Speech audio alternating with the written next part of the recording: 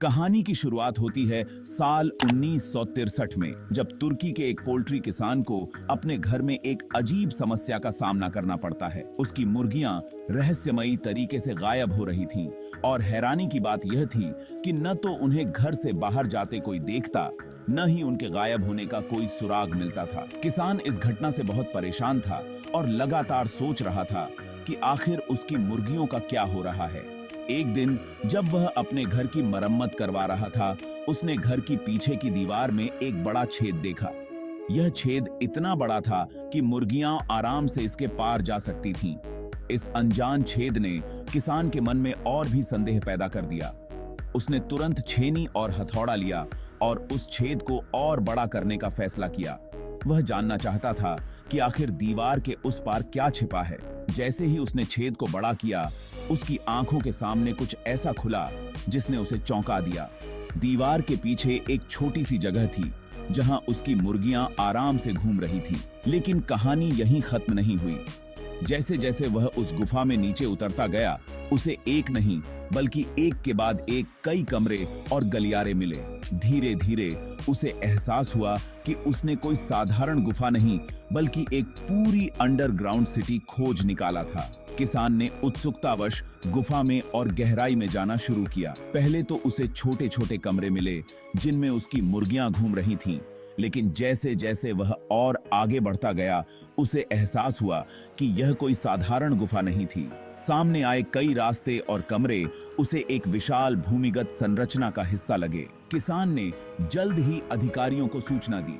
तुर्की सरकार की एक खुदाई टीम मौके पर पहुंची और इस गुफा को गहराई से जांचने लगी। जैसे जैसे खुदाई आगे बढ़ी, एक बेहद विशाल और संरचित भूमिगत शहर का खुलासा हुआ, जिसे आज डेरिंकुयू के नाम से जाना जाता है।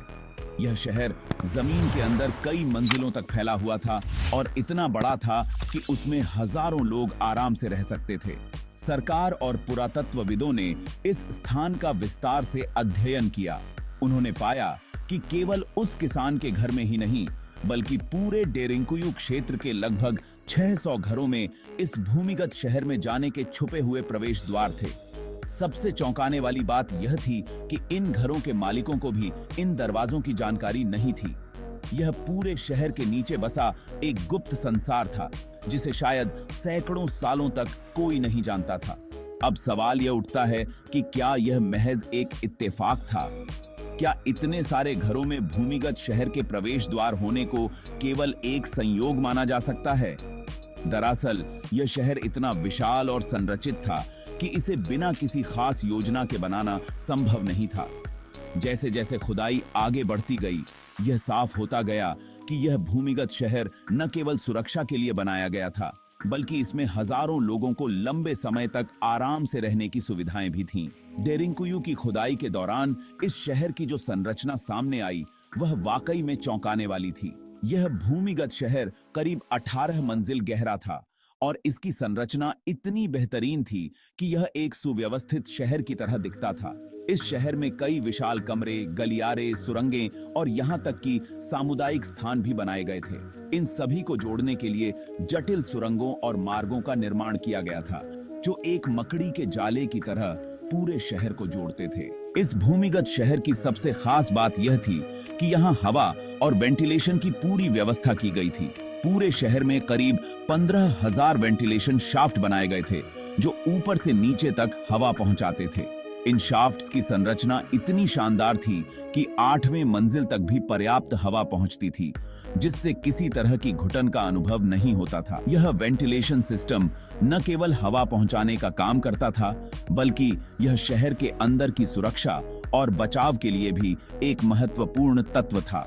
18 मंजिलों में फैला यह शहर हर तरह की आवश्यकताओं को पूरा करने के लिए तैयार किया गया था। ऊपरी मंजिलों में रहने की जगहें थीं, जहां लोग आराम से रह सकते थे, जबकि निचली मंजिलों को भंडारण, तहखाने और अन्य गतिविधियों के लिए इस्तेमाल किया जाता था।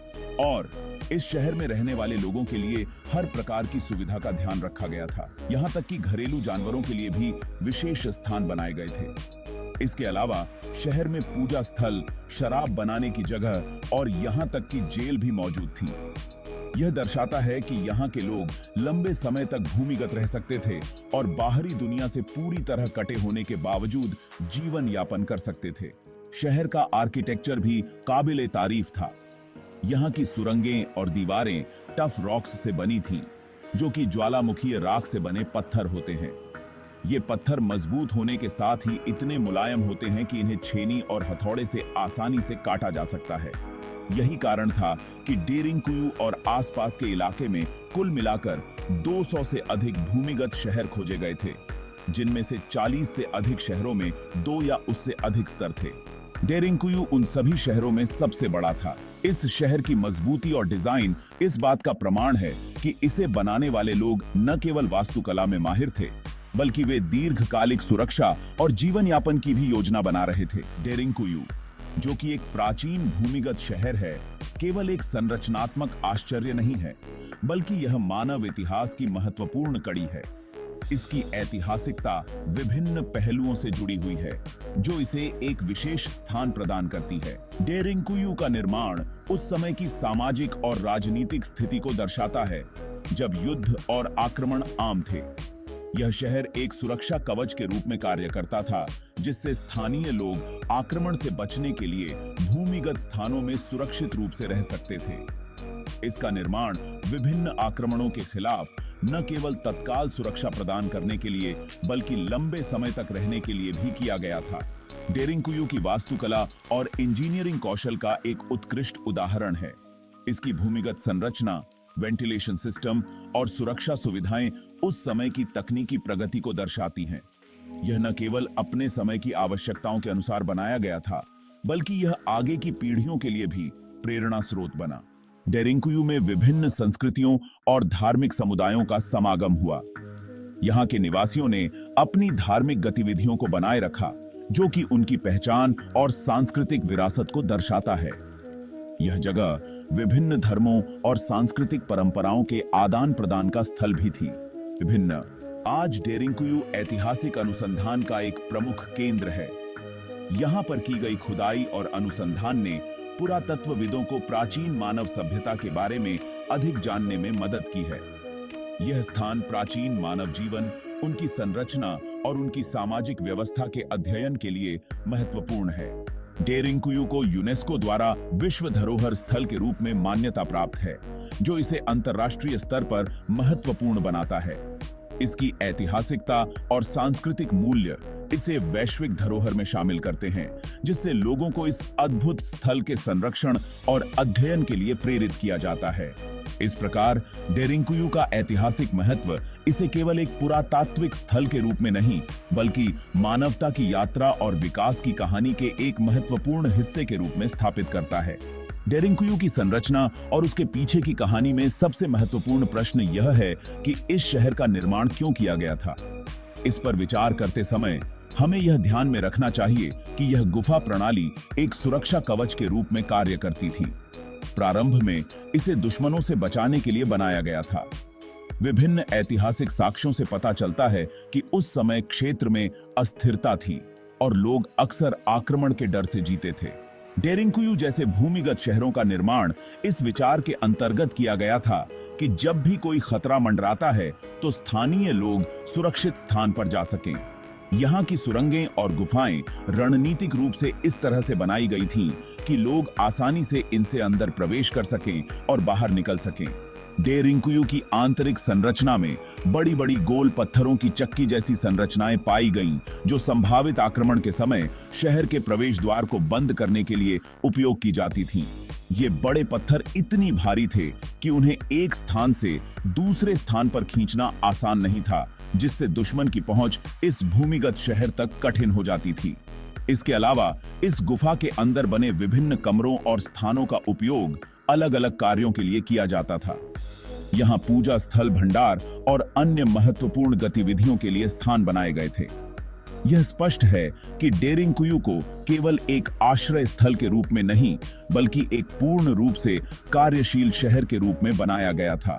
इतिहासकारों का मानना है कि इस गुफा का अंतिम रूप उन संकटों के दौरान आया जब ईसाई समुदाय को रोमन साम्राज्य द्वारा भयानक अत्याचारों का सामना करना पड़ा। यहाँ के लोगों ने अपने जीवन को बचाने और दुश्मनों से बचने के लिए इस प्रणाली का उपयोग किया और यह सुनिश्चित किया कि वे सुरक्षित रह सकें। डेरिंकुयू की उत्पत्ति और इसके विकास के बारे में जानने के लिए हमें इसकी ऐतिहासिक पृष्ठभूमि में जाना होगा।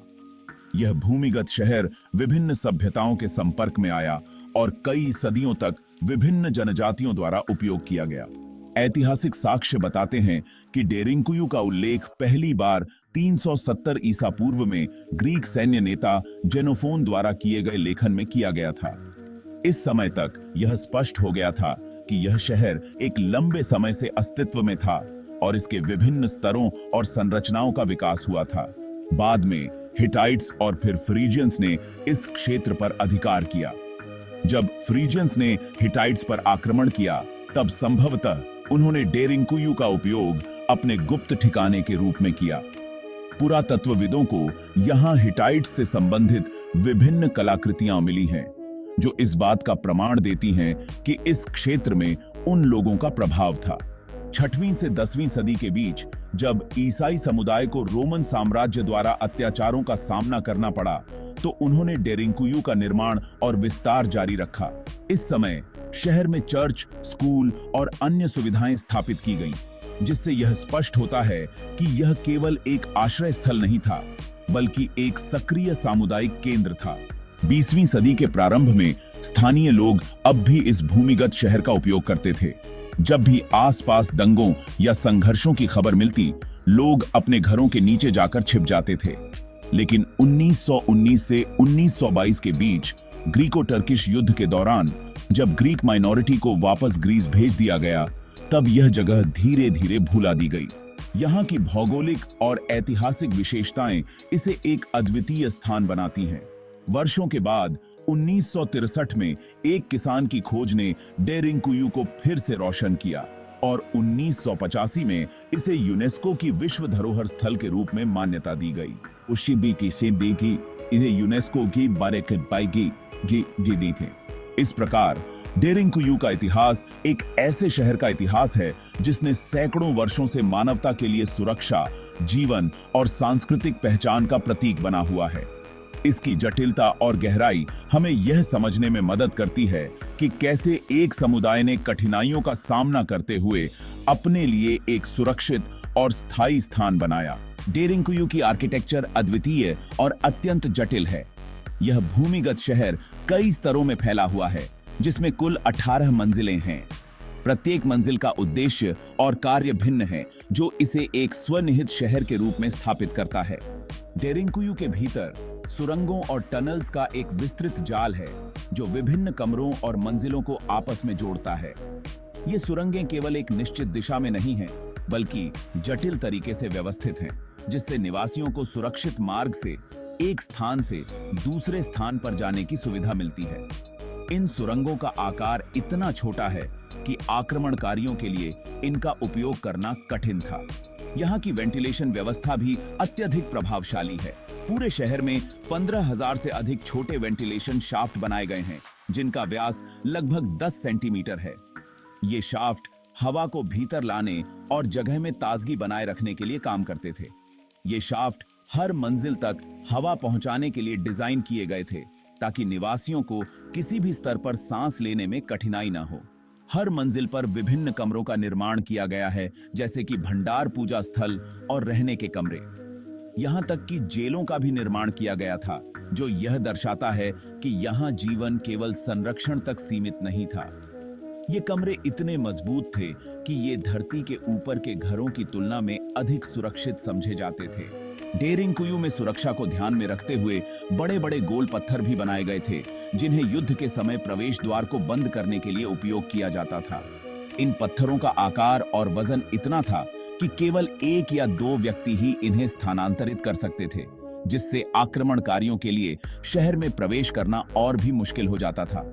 डेरिंकुयू केवल एक भूमिगत आश्रय स्थल नहीं था, बल्कि यह एक जीवंत समाज का केंद्र भी था। यहाँ के निवासियों का सामाजिक और सांस्कृतिक जीवन काफी समृद्ध था, जिसमें कई महत्वपूर्ण पहलुओं को शामिल किया गया था। डेरिंकुयू में रहने वाले लोग विभिन्न जातियों और धर्मों के थे, लेकिन वे सभी एक साझा लक्ष्य के लिए एकत्रित हुए थे। सुरक्षा।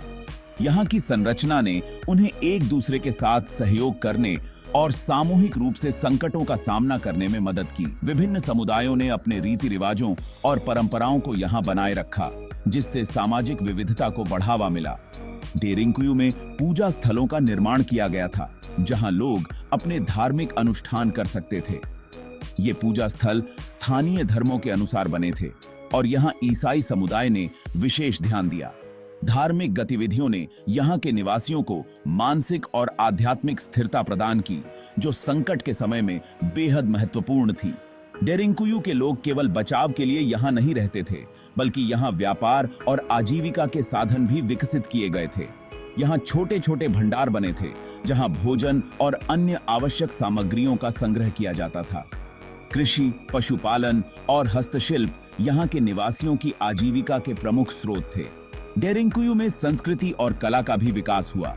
यहाँ के निवासियों ने अपनी सांस्कृतिक धरोहर को जीवित रखा, जिसमें गीत, नृत्य और कला शामिल थे। यह विविधता इस बात का प्रमाण है कि लोगों ने अपनी पहचान को बनाए रखने के लिए अपने सांस्कृतिक मूल्यों को संरक्षित किया। इस प्रकार डेरिंगकुयू का सामाजिक और सांस्कृतिक जीवन न केवल यहाँ के निवासियों के लिए, बल्कि पूरे क्षेत्र के लिए एक महत्वपूर्ण उदाहरण था कि कैसे एक सुरक्षित स्थान पर भी जीवन को समृद्ध और सार्थक बनाया जा सकता है। बस अंत था। आज डेरिंगकुयू केवल एक ऐतिहासिक स्थल नहीं है, बल्कि यह मानवता के लिए एक प्रेरणा का स्रोत भी है। इसकी संरचना, इतिहास और सामाजिक जीवन ने इसे आधुनिक समय में भी महत्वपूर्ण बना दिया है। डेरिंगकुयू को 1965 में सार्वजनिक दर्शकों के लिए खोला गया था और इसके बाद से यह एक प्रमुख पर्यटन स्थल बन गया है। यहाँ आने वाले पर्यटक इसकी अद्वितीयता और ऐतिहासिक महत्व के कारण इसे देखने के लिए उत्सुक रहते हैं। वैज्ञानिक और इतिहासकार यहाँ पर शोध कर रहे हैं, जिससे इस स्थान की ऐतिहासिकता और गहराई को समझा जा सके। इसकी विश्व धरोहर स्थल के रूप में मान्यता ने इसे संरक्षण की आवश्यकता को भी बढ़ा दिया है। कई संगठनों और सरकारी एजेंसियों द्वारा इसे सुरक्षित रखने के लिए प्रयास किए जा रहे हैं, ताकि भविष्य की पीढ़ियां इस अद्वितीय स्थल को देख सकें और इसके महत्व को समझ सकें।